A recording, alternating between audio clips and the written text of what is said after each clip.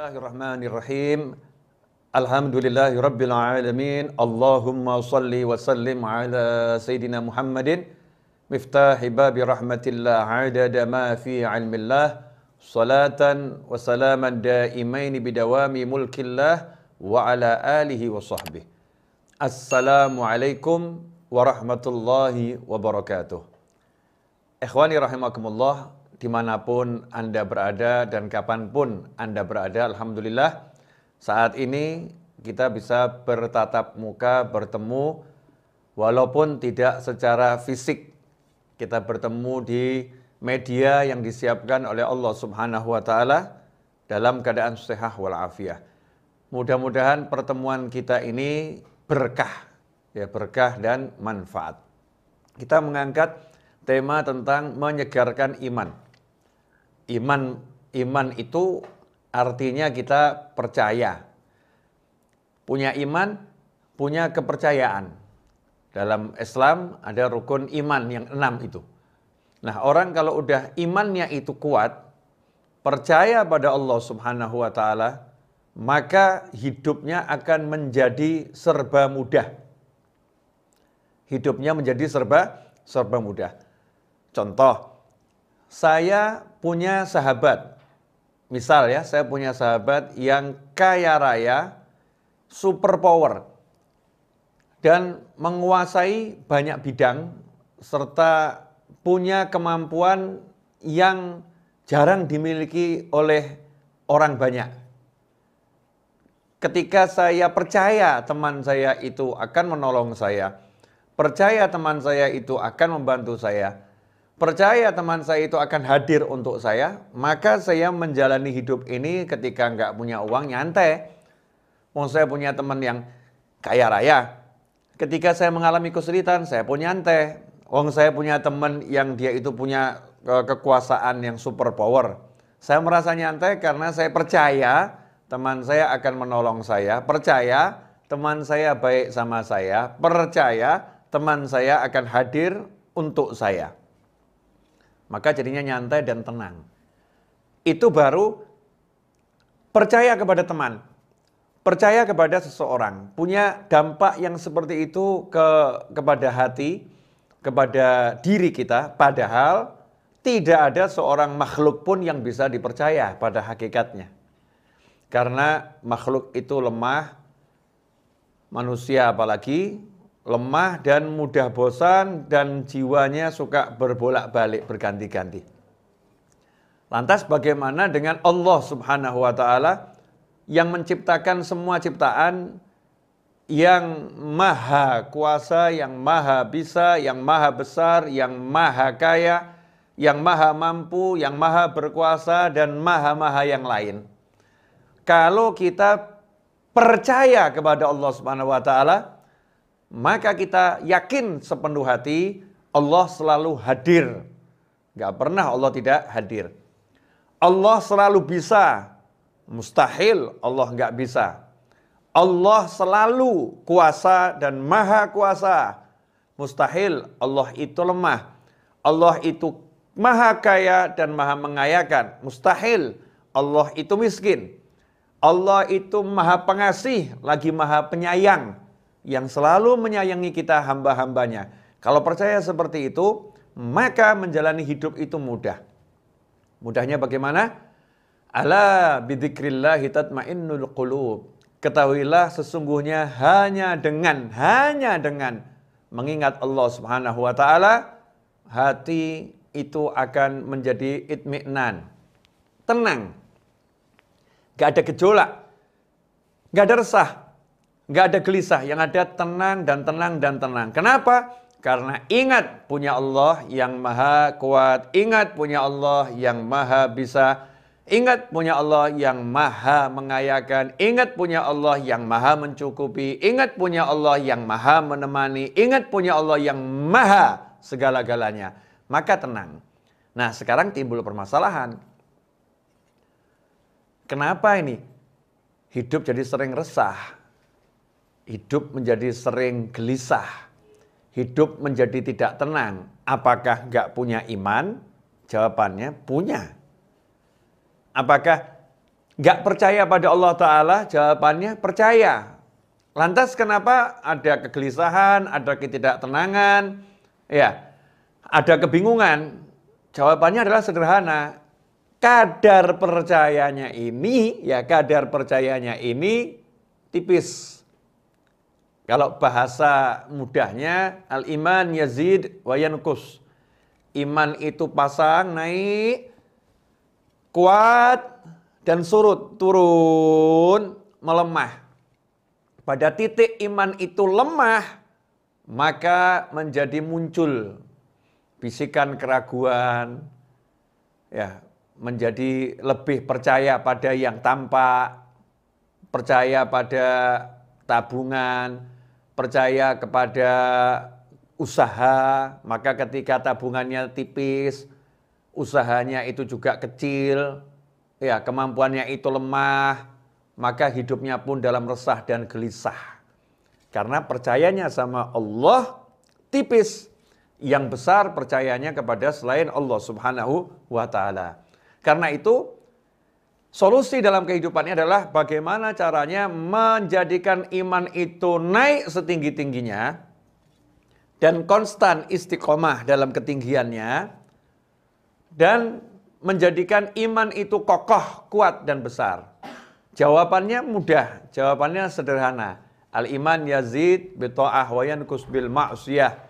Iman itu akan tambah dengan ketaatan dan iman itu akan turun dengan kemaksiatan. Karena itu tinggal kita tingkatkan takwa kita, maka iman kita dengan sendirinya akan naik.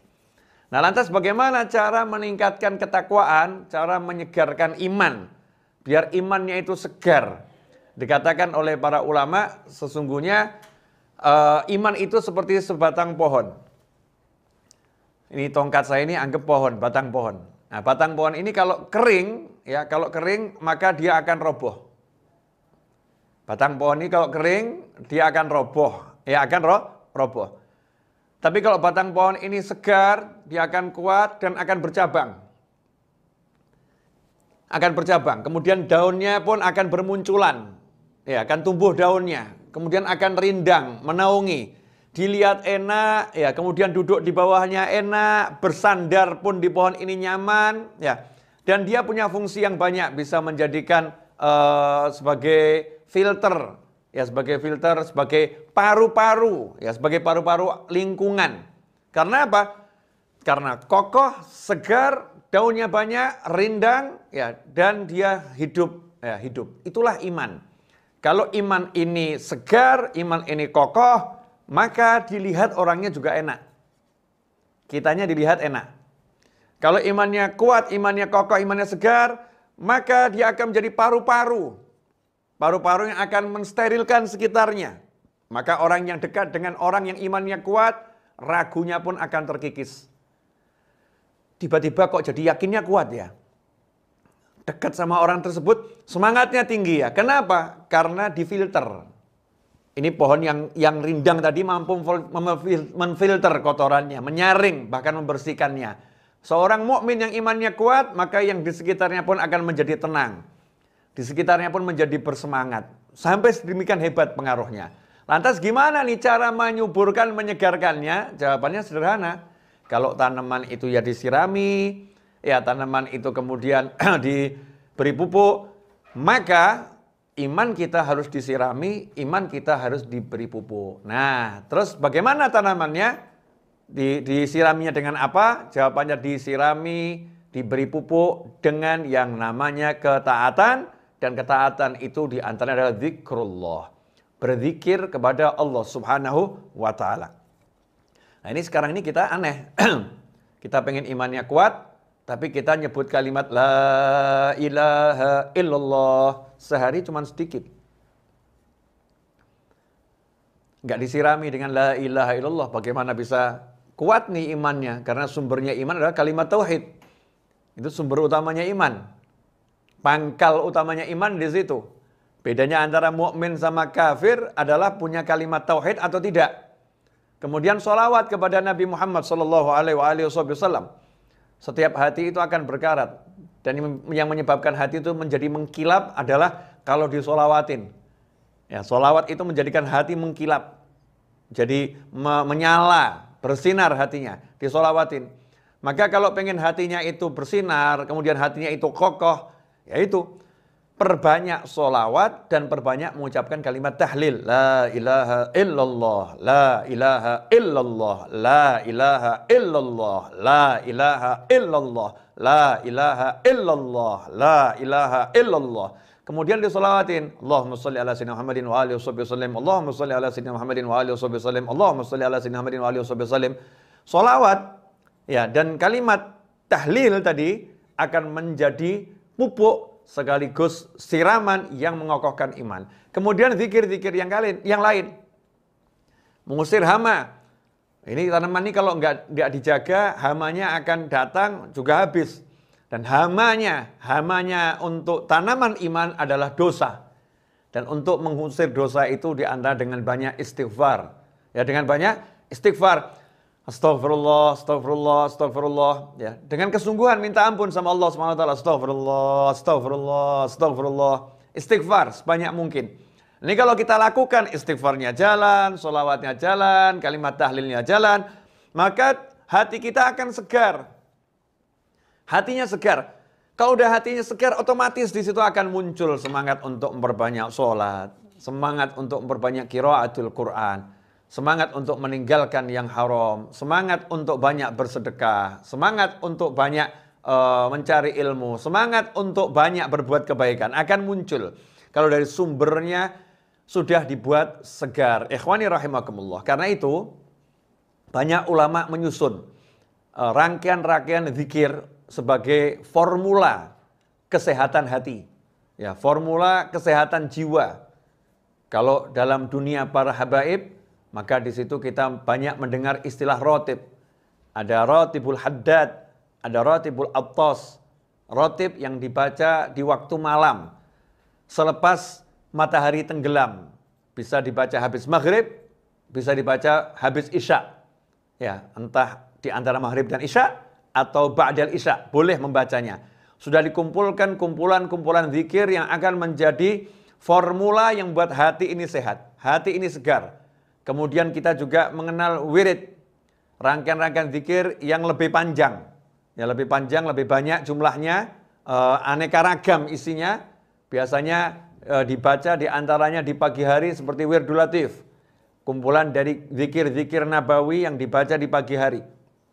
Kalau kita amalkan itu, Wirdul Latif dibaca, Rotibul Haddad dibaca, Rotibul Attas dibaca, tiap hari kita istiqomah, minimal kita sudah punya santapan dasar untuk kesehatan, nutrisi utama untuk kesehatan hati.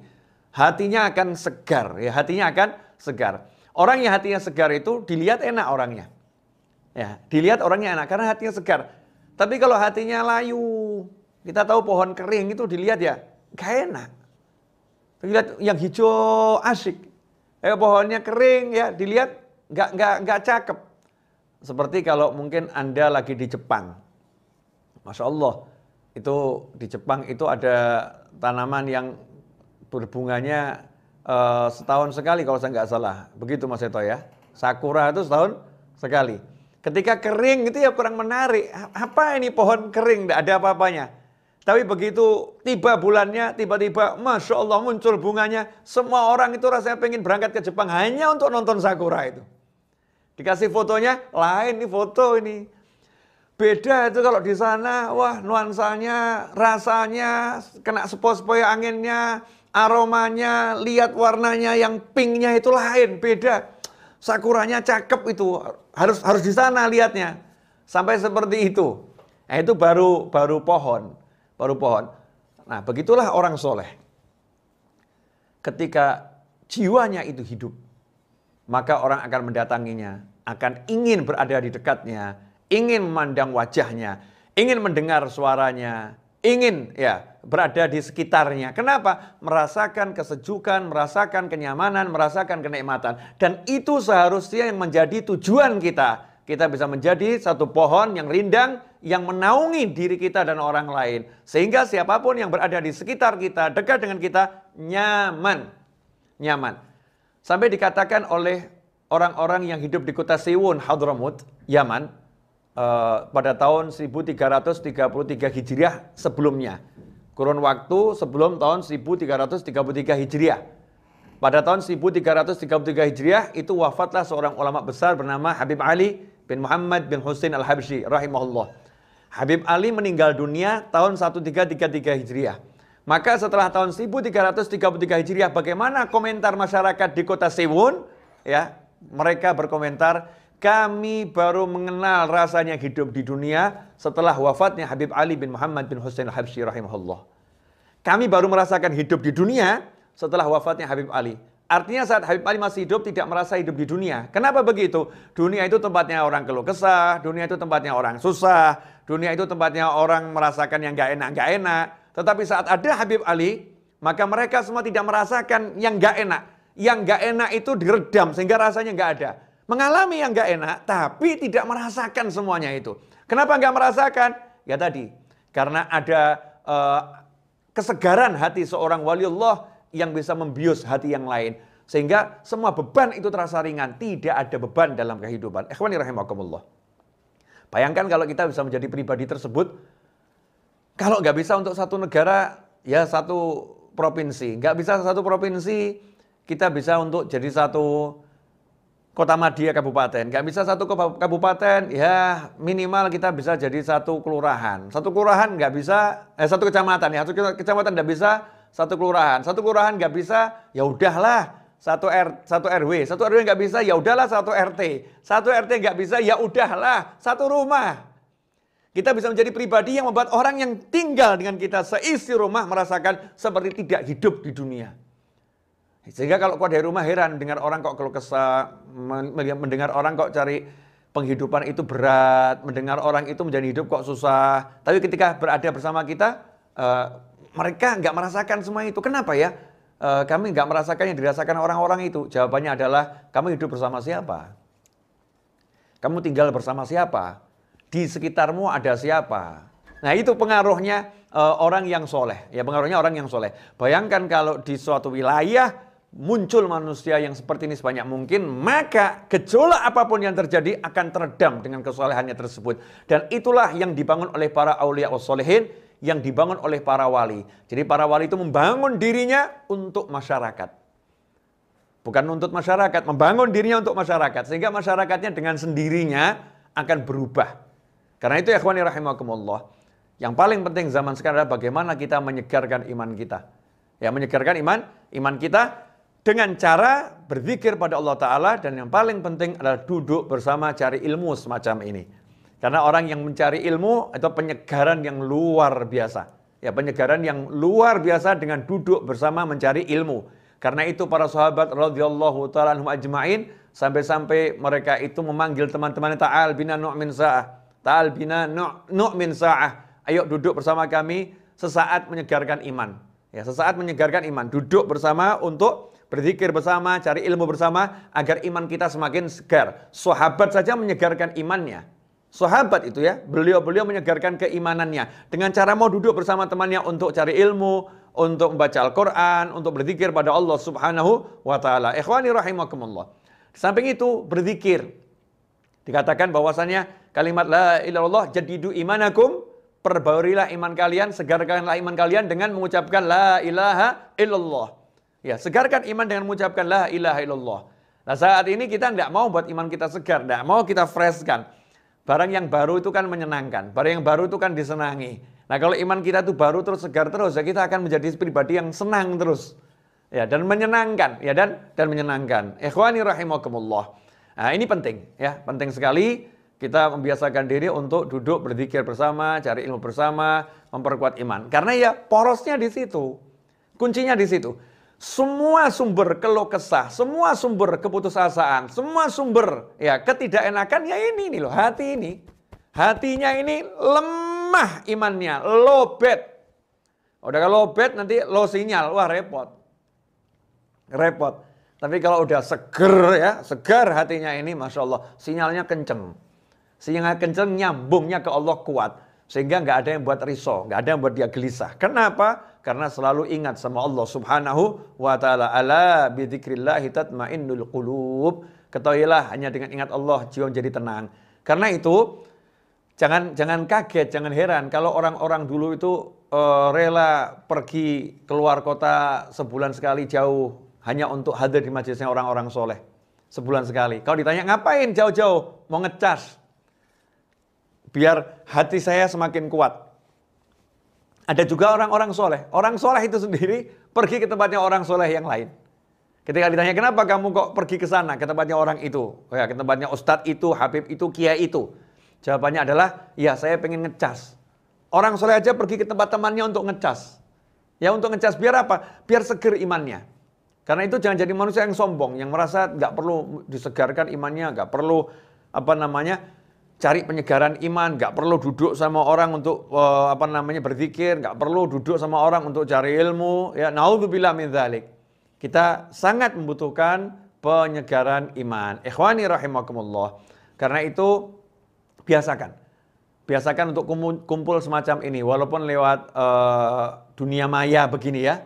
Kita kondisikan ada waktu di mana kita duduk bersama walaupun di dunia maya. Biar apa? Biar iman kita tetap segar, kemudian tumbuh besar, kokoh, dan akan tumbuh daunnya rindang, menaungi banyak orang, sehingga nikmat hidupnya. Ikhwani, coba dicek sekarang. Mari kita cek dulu ya, cek. Semangat kita ini untuk taat kenceng atau lemah? Kalau semangatnya untuk taat kenceng, syukuri alhamdulillah. Yang kedua, kalau bisa taat seneng atau biasa? Kalau bisa taat seneng, syukuri alhamdulillah. Yang ketiga, kalau terjerumus pada hal-hal yang diharamkan Allah Ta'ala, sedih nggak? Kalau sedih, punya rasa sedih, syukuri alhamdulillah. Karena nggak semua orang itu bermaksiat kemudian sedih. Nggak semua orang seperti itu. Orang yang ketika dia bisa taat, dia senang. Kemudian ketika tergelincir dalam kemaksiatan, dia sedih.